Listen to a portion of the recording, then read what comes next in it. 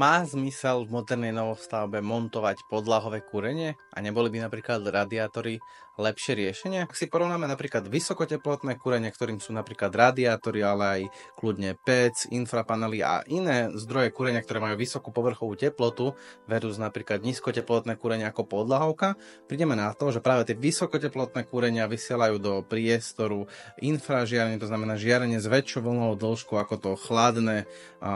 kúrenie, a práve toto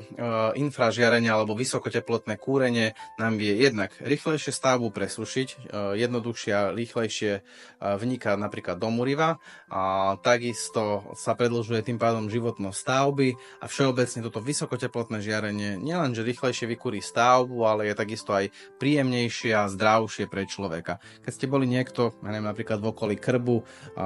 tak práve takéto sálavé teplo, ktoré tam cítite, ako na vás dopada, tak niečo podobné sa deje aj pri radiátoroch a práve takéto infražiarenie alebo sálavé žiarenie vie byť o mnoho príjemnejšie a už pri nižších teplotách vieme pociťovať práve pocit tepla, lebo nie len pociťujeme práve tú teplotu vzduchu v okolí nás, ale pociťujeme aj to žiarenie, ktoré na nás dopada.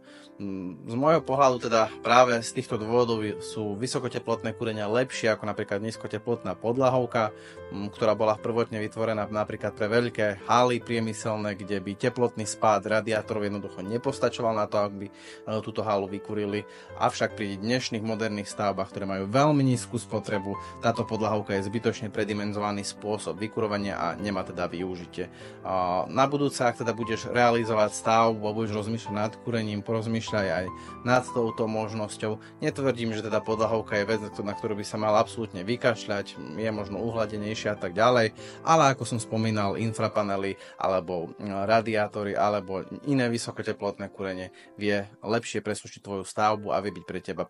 príjemnejšie. Pre viac podobných informácií určite sledujte tento kanál a takisto náš web a dajte mi vedieť dole do komentárov, čo si myslíte o tejto téme vy.